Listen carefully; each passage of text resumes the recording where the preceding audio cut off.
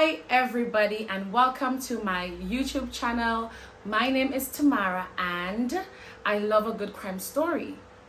So if you're new to my channel, welcome. I'm happy to have you. And if you've been here before, welcome back. I'm always happy to have you. And for both of you, new and old, well, I would love for you to subscribe to my channel and hit the notification bell so you will not miss when I upload a new video, and also like and share my video. I have this crimey story and it's from the island of St. Vincent, my home country, my home island. So while researching the case, I found it. While researching it, I only found the facts of the case, but I wasn't able to find any pictures of the victim or the accused or the witnesses, which was kind of like a bummer because I really wanted to see who this person was and, you know, put a face to the name. But there are no pictures, so it's just me telling the story. With that out of the way, also, if you hear a buzzing sound in the background of the video, that's my fan. Normally I would take it off, but because of the heat these days, man, oh my god, I cannot take the heat. Let me know how you're dealing with the heat in your country though, like especially in the Caribbean. Let me know how you're managing the heat so far. It's been terrible. It's not good at all. I don't manage it well, especially when I'm at school. I hate it. I don't manage it well at all. With that said, get yourself something to drink. I have my wine as usual. You don't have to drink wine if you don't want to. Get some water, stay hydrated, get some snacks, get comfortable, and let's jump right into this crime story. On the 18th of October 1991, Fanny Darroux left her workplace as a fishery officer at about 12:20 p.m. Now, I'm not sure if I'm pronouncing her last name properly, but I'm gonna put the name on the screen. And she was seen by her co-workers leaving work and she was heading for home. Just after that lunch period, a lot of smoke was seen coming from Fanny's house. And the fire brigade arrived at her house at about 2:25 p.m. The firefighters observed that the fire was coming from the northern section of the house, and they gained entry into the house by breaking the sliding door and using an axe to get in. In the northern bedroom, which was filled with smoke, the body of Fanny Darroux was seen lying face down on the floor. She had a black bra and a duster. Long ago, people would say duster, but nobody says duster anymore. I'm like, this case is so old. Like, when I saw duster, I'm like, very old case. Nobody says duster anymore. I can't tell the last I've seen it. I mean, I know what duster is. Anyways, if you remember what a duster is, tell me below. The lower part of the body was naked and she sustained injuries to the head, and there was blood present in both palms of her hands. The officers present, they noted that there was a broken stool that was close to the head of the body. The postmortem examination revealed that the cause of death was a severe injury to the head, and that with smoke inhalation being a possible contributing factor. Yeah. Now, who wanted Fanny dead? Like, why would they kill Fanny? You know, all these questions start coming in my head. Like, why and who? And I'm sure everybody was wondering the same thing too. But right after the fire was extinguished and the smoke was cleared, her body was removed from her home. And not too long after that, a written statement was given by Maxwell Samuel. 14 years old Maxwell Samuel, he claimed that he knew who committed the crime. And based on that statement and the evidence that he gave to the police and the investigators, they arrested Douglas Hamlet and charged him with the murder of Fanny Darroux. Maxwell claimed that on the day in question, he was standing next to his auntie's pig pen, some distance away from Fanny's home, and he saw smoke coming from Fanny's house. And then he states that he saw Douglas Hamlet running away from the direction of Fanny's house, and that Douglas was wearing a white cap, he was wearing a white jersey, and he was wearing a blue pants. and he ran to his white car. Like, Douglas must have loved white.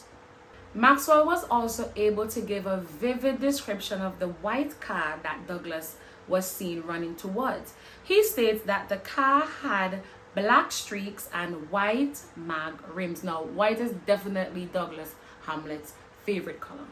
According to Maxwell, the car was parked on the other side of the road from the house, and Douglas ran to the car, but before getting into the car, he turned and looked back at the house for about 15 seconds, and then he got into his car and he sped off. Maxwell also stated that when Douglas Hamlet turned to take a final look at Fanny's house, that is when he was able to get a really good look at his face, and he realized, wait, I know this man, I've seen this man before. He states that he had seen Douglas Hamlet before at the park in Annisville, and he was so sure that this was the man that he saw running from the direction of Fanny's house that he was able to identify Douglas Hamlet from an identification parade, or a lineup, as we would say in modern times. I guess that's what they called it back in the day, identification parade. Yeah. Now, during the trial, the prosecution refused to let the defense see the statements that were made by the witness Maxwell. To me, that seems as though that they had something to hide. I'm not sure why, but that's just a little fishy to me, that they didn't allow the defense to see the statements that was made by 14-year-old Maxwell Samuel. Just based on the statements given by 14-year-old Maxwell Samuel, and the fact that he was able to pick him out of an identification lineup and say, yeah, this is the man that I saw running from the direction of Fanny's house. Based on those two things only, Douglas Hamlet was convicted of murder on the 22nd of October 1991, and he was sentenced to be hanged. Yes, that's what I said, to be hanged. And now, this is where I tell you how I came about this case. I was researching cases for my YouTube channel, and my mind started wondering, I'm like, who was the last person hanged in St. Vincent and the Grenadines? Because I remember I did a case about Stacy Wilson, and I remember persons in that time, they were calling for her murderer to be hanged because the crime was so brutal, and it happened in broad daylight. If you haven't seen that crime story, check it out. I would see why they would want him to be hanged. So then I thought to myself, I'm like, yeah, like, hang. But they don't hang people in St. Vincent anymore.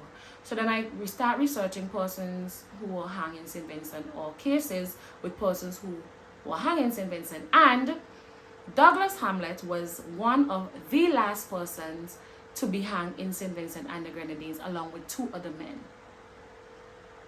Now, I thought to myself, whoa, Douglas Hamlet must have committed such a horrible, terrible crime. Worse than beheading somebody in public, in broad daylight, in front of thousands of people. Worse than that. And I was so surprised. I was so surprised when I Googled the case, and I found this information about Douglas Hamlet and the facts of the case, and I realized it was just based on those two things. It was just based on a 14-year-old boy saying, yeah, I saw Douglas Hamlet running from the house, or not from the house, sorry, from the direction of Fanny's house. Now, you didn't even see him coming out from the house directly, like, I saw him came out of the house. Yes, I saw him coming out of that house, Fanny's house. He didn't say that. He said he saw him running from the direction of Fanny's house. Now, the direction could mean that you run past Fanny's house and Fanny's house is up there and you're running coming down, but is Fanny's house the only house that was there? I don't know. But I'm just saying, based on that evidence alone, I don't think it was a cause for hanging. Maybe he could have spent some time in jail, but just based on the evidence, I don't see why hanging would be his punishment. I guess the prosecutors, they were convinced that Douglas Hamlet committed the crime based on the eyewitness evidence, which, by the way, Douglas Hamlet totally denied. They were convinced that they had the right person, and they didn't even try, the investigators, they didn't even try looking for anybody else. They didn't try finding other suspects. They just got this statement from Maxwell, and that was it for Douglas. The debate in court was whether or not Maxwell had enough time to see Douglas' face. But remember, he said that Douglas turned around for about 15 seconds, and that's when he got a good glimpse of his face. That's when he got a good look, and he realized that he knew Douglas. But in court, the debate was whether or not that was enough time for somebody to identify somebody else. Is it? I think so. If you've seen the person before, if you know the person, you can identify them quickly, just like that. But I think it has to be a case where you're very familiar with that person. It cannot be a case where you've seen the person once or twice by the way. I think it has to be a person that you've seen constantly to be able to identify them that quickly in about 15 seconds. Also, what made it more difficult, I would think, to identify somebody is the fact that he was wearing a cap, and you know that would cover some of his face, and so maybe 15 seconds was not enough. Maybe it is. But I still have questions like, what would be Douglas's motive to kill Fanny? Did they have a personal relationship? Did they know each other? Was it just a crime of opportunity where he was just in the area and, you know, he decided to break in? Was it robbery? He decided to break in and didn't think that Fanny was home, and she ended up being home, and he decided to kill her. But there was no evidence of things being taken from the home. So then what really was his motive? And why would it be robbery? Because, I mean, Douglas sounded well dressed. He didn't sound like he was dressed to commit a crime. And he was wearing white. He was wearing white hat, white jersey, and blue jeans. If he had committed the crime, why was their blood not present on his clothes? Why was blood not present on his white t-shirt? I mean, if you see somebody running away from a direction of a crime scene in white, I think the most visible thing you would see, or noticeable thing you would see, would be red blood on white clothing. And based on the evidence that was found in Fanny's home, there would be a great deal of blood on his clothing. I didn't read that in the facts of the case that he said that he saw blood on his clothing. I did not read that. That was not present. But it should be. Blood should be present on his clothes if he was running away from the scene of the crime. Let me know what you think down below. Let's discuss it down below, down there. Let me know what are your thoughts and your opinions about this case. Do you think that Douglas Hamlet did commit the crime? Do you think that Maxwell Samuel gave a good eyewitness testimony that was good enough for investigators to arrest Douglas Hamlet and for him to be convicted of Fanny's death? Do you think that Douglas Hamlet deserved the death penalty by hanging, or do you think that he probably could have gotten life in prison just based on the facts of the case and the evidence that was presented? Do you think that enough evidence was presented for them to convict Douglas Hamlet? And even so, even if he was convicted, do you think that the evidence that they collected was enough for them to give him a death penalty by hanging? Let me know what you think in the comment section below. Thank you for watching, and see you in the next one. Bye.